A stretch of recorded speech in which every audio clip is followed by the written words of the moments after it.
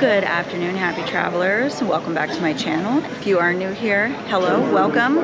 My name is Kelly, also known as the Awkward Flight Attendant, and I appreciate you being here today. So I am back at LAX. I'm in Terminal 5 today, and I am going to Dallas and then Tucson yet again. 2 flights today and 2 flights tomorrow. We'll see how they go. On paper, it looks easy. I'm working in the back galley, so coach again today. It's my favorite position. It's about 3:30 in the afternoon, and I did not think I was going to need coffee, so I didn't make any at home, but then I got here and I realized I needed coffee. So here I am drinking this overpriced airport coffee. So let's head to Dallas.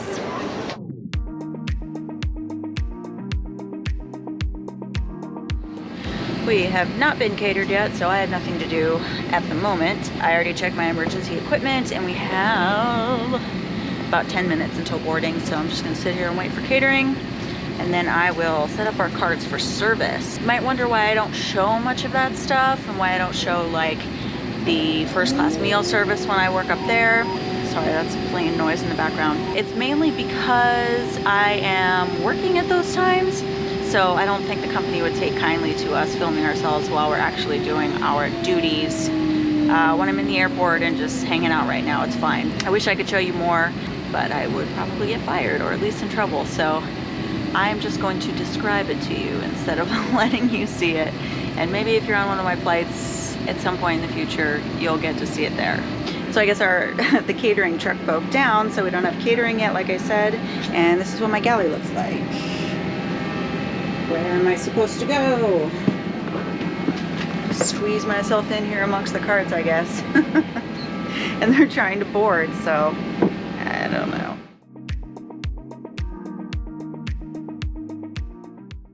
Hello everyone. I skipped all the boring airport stuff and I am in my hotel in Tucson. Now, I think maybe we should start off with a murderer check. That's right. Let's see.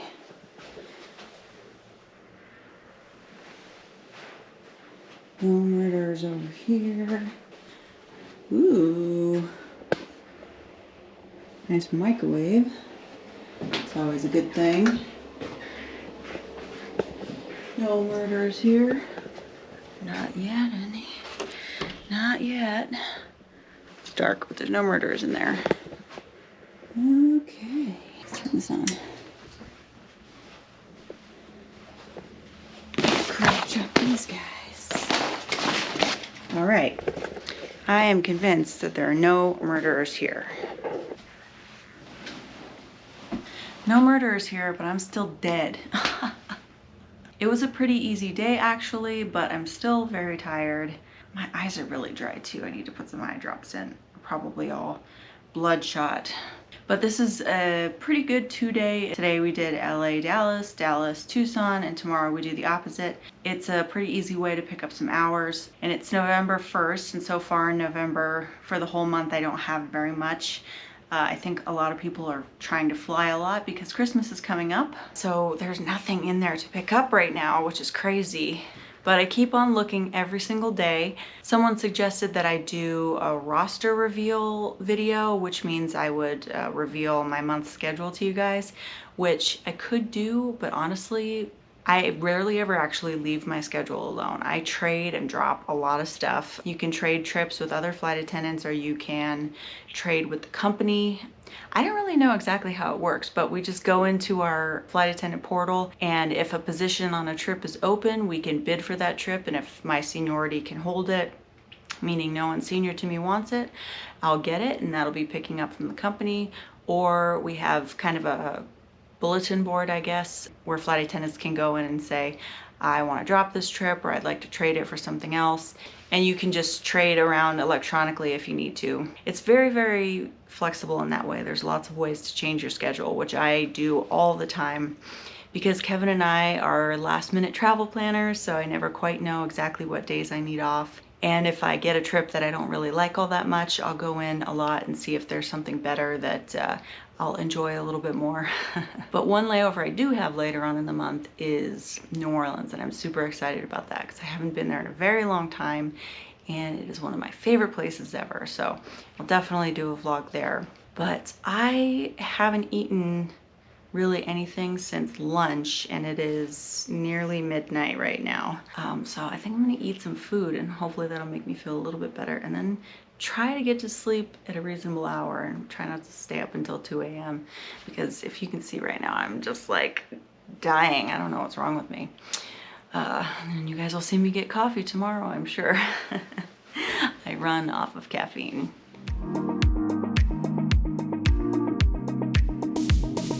Good morning, happy travelers.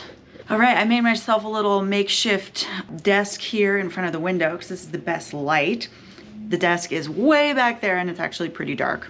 I have approximately 27 minutes until pickup. This was a 13-hour layover, so nothing special. We are by the airport. I ate, I slept, I watched TV. It was a great time. So I was actually thinking, how am I gonna spice up this vlog a little bit? And then I was thinking about how in my last video, I stayed in this exact same hotel. So I was thinking that I would talk to you guys about flight attendant hotels, which I actually get a lot of questions about our hotels. Just as a disclaimer, this is my experience with our hotels.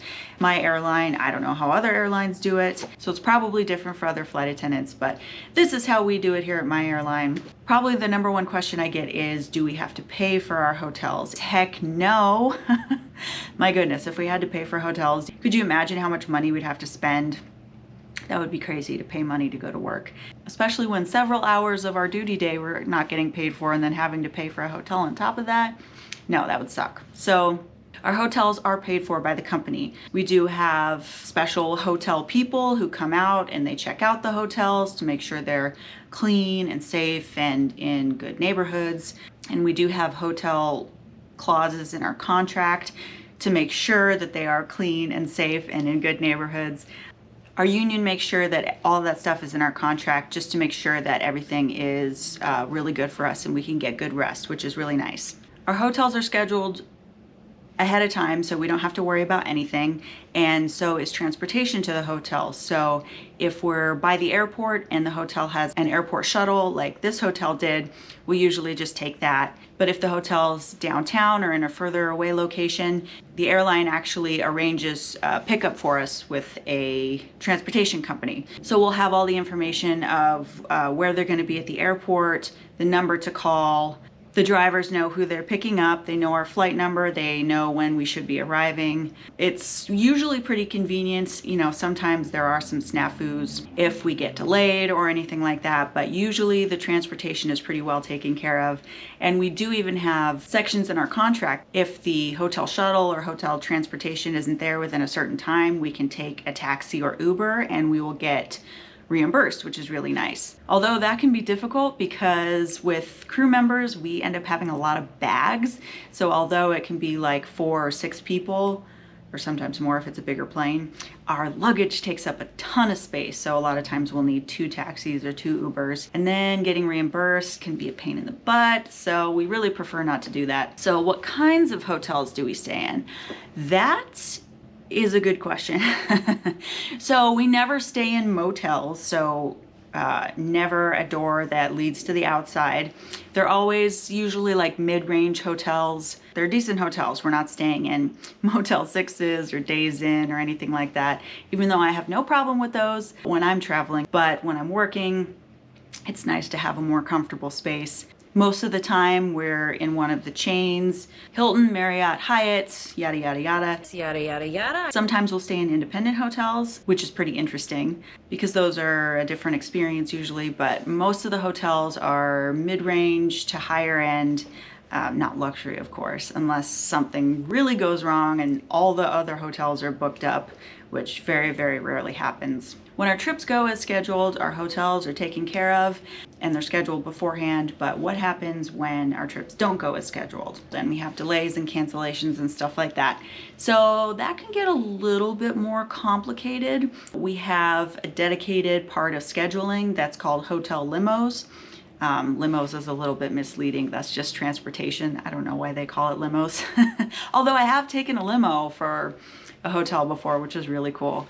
If we have what's called off-schedule operations where we're having a layover in an unexpected place, something gets canceled, blah, blah, will call this number and talk to them and say, hey, we're stuck in this place. Usually they know ahead of time, but it's always good to hop on the phone with them.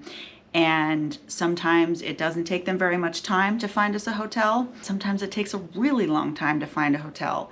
It can really run the gamut depending on the reason for the cancellation or delay.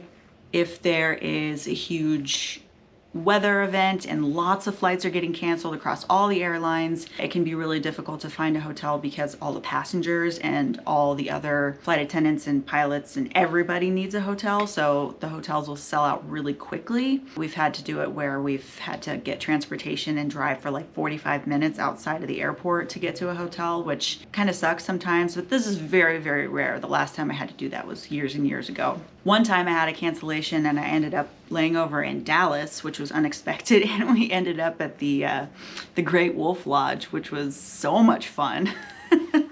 I felt a little weird being an adult by myself in a kids hotel, like at the water park, but I had a great time. I thought it was really fun. And sometimes you'll stay in your hotel for days if something happens, if there's a lot of weather somewhere and you just get stuck. I've gotten stuck for 2 days before, never longer than that, but some people get stuck for a long time. Like when the volcano went off like a long time ago in Iceland and all the ash was blown into the air, they had to cancel a lot of flights from Europe, so people got stuck in Europe. Sounds terrible. And when that happens, you're just there and the company pays for the hotel, and that would honestly be really nice. I think I'd like that. But you have to pay for your food, of course. I think after a while you start to get food vouchers. I'm not really sure. That's never happened to me before. So do we have to share rooms? Hopefully you've seen a lot of my vlogs, and if you haven't, you should go watch some of those. I don't have to share a room. I have my own room. Each person has their own room, which is awesome. I do not think I would be able to do it if I had to share with someone else because I'm flying with strangers all the time. It's rare that I fly with people that I have flown with before. It's really crazy the way that that works. I might fly with someone I've flown before, but maybe like 2 or 3 years ago, and they'll look familiar and be like, oh, we've flown together before. I'm like, yeah. That would be awful, sharing a room with somebody I didn't know. And then when we have our layovers, our time is pretty much our own. We can go do whatever we want, basically. Obviously, we have parameters of when we can drink, you know.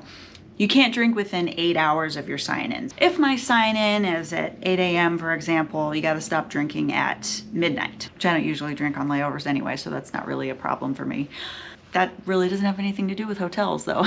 So let's just continue on. Let's see. Do we stay in the same hotels a lot of time? Yes and no. There are, I think 26,000 flight attendants and several thousand pilots. I'm not sure how many pilots there are. So that's a lot of hotel rooms. So in any given city that we fly to, we have several hotels that the airline has contracts with. So like I said earlier, we have hotel people that will go check the hotels out. The airline will enter into a contract with them, blocking out rooms for us, setting the kind of parameters of the stay. Like when we check in, we don't have to give them a credit card. I've had a hotel try to do that before, and we just straight up refuse and contact the company because that's a big no-no. We don't have to check out at regular checkout times. In fact, if we need to stay in the hotel for longer because of a delay, we pretty much just set up shop and we'll have the housekeepers, hello. And I'm like, nope, not leaving, go away. Which is the company's problems, not our problems. If our flight isn't until 4 or 5 p.m., we won't leave until 4 or 5 p.m., which is great. The only problem I've ever had with that is sometimes my key card gets deactivated at the normal checkout time, so you have to go down to the front desk and deal with that, which is not really that big of a deal. That's all I can think of right now, and I have to go downstairs for pickup. If I think of any other questions, I will answer those throughout the day, but for now, it's time to go do some work. Back in Tucson. Looks like our plane just got here. Just got on the plane. We're about to board pretty soon. Oh, I think we're past boarding time actually. Whoops. That's not our fault. Full flight to Dallas is going to be about 2-ish hours, and then we don't even get off this plane. Everybody gets off, new passengers come on, and then we go home to LA. That's awesome. I like that very much. Very efficient.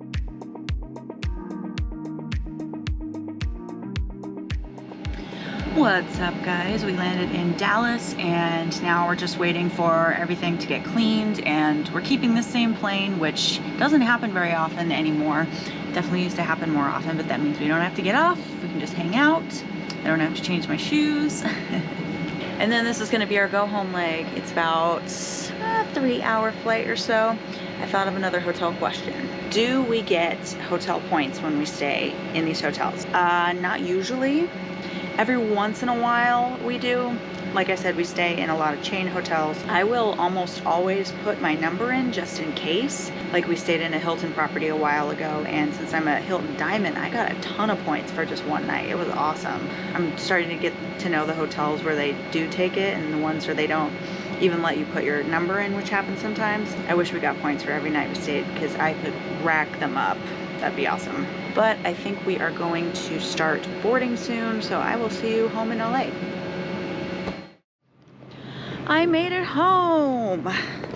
So we ended up being a little bit delayed on our flight from Dallas to LA, but it wasn't too bad. I think we got in like 20 minutes later than we would have.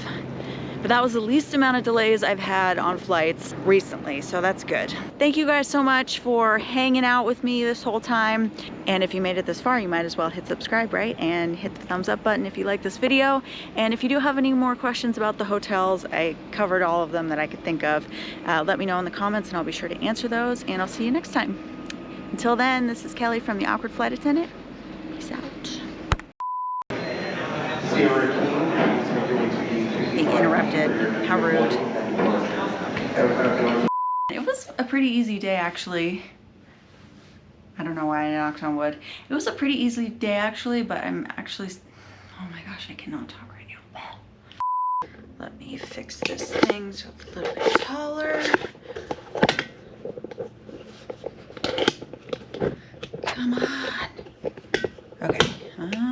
Yes. Oh, perfect. Hilton, Marriott, Hyatt. Hilton, Marriott, Hyatt. Oh my gosh. Like I said, yes and no. Like this hotel. Hey, there's a roadrunner out there. How funny. Oh, ADD.